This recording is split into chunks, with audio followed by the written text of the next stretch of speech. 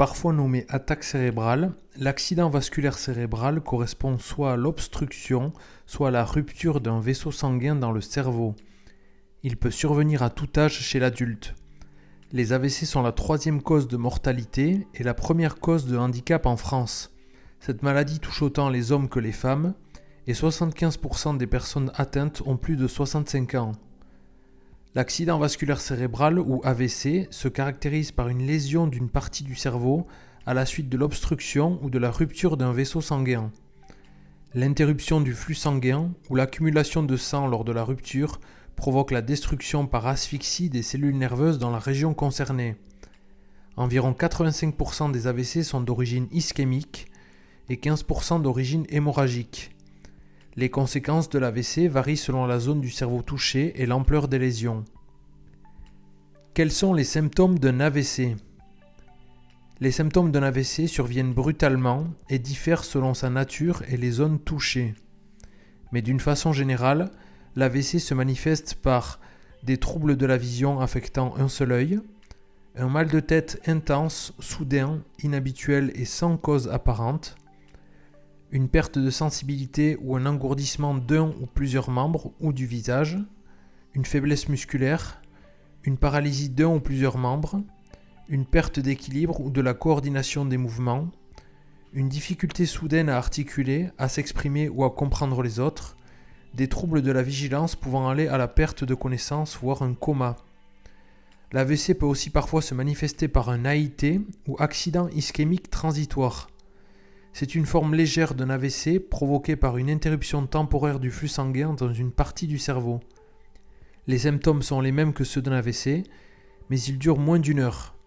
Et d'une façon générale, un AIT ne laisse aucune trace sur les examens d'imagerie du cerveau. Mais il augmente les risques de survenue d'un AVC. Voilà pourquoi il représente tout autant une urgence médicale qu'un AVC. Quels sont les facteurs favorisant la survenue d'un AVC ? Certains facteurs favorisent à un degré divers la survenue d'AVC ou d'AIT. On retrouve l'hypertension artérielle non contrôlée par les traitements, certaines maladies cardiaques comme la fibrillation auriculaire favorisant la formation de caillots, le tabac, le diabète non contrôlé par les traitements, l'excès de cholestérol, l'absence d'activité physique régulière, la consommation élevée de boissons alcoolisées, ou encore la prise de certains médicaments, comme par exemple la prise pendant plusieurs années de traitements hormonaux de la ménopause. Il faut également savoir que les antécédents d'AVC représentent aussi un facteur de risque, puisqu'on estime que 30% des personnes ayant déjà eu un AVC ou un AIT connaîtront un autre AVC dans les 5 ans. Pour d'autres facteurs de risque, il est plus complexe d'agir, c'est le cas pour l'âge et les prédispositions génétiques. Quel traitement en cas d'AVC ? Le traitement de l'AVC diffère selon le type. Dans le cas d'un AVC ischémique, le but est de déboucher le vaisseau cérébral le plus rapidement possible afin de limiter les lésions et donc les séquelles. La première technique est la thrombolyse, c'est-à-dire l'injection d'un produit ayant pour but de dissoudre le caillot. La thrombolyse n'est efficace que dans les 4-5 premières heures après le début de l'AVC. Il existe une seconde réponse thérapeutique plus récente, la thrombectomie.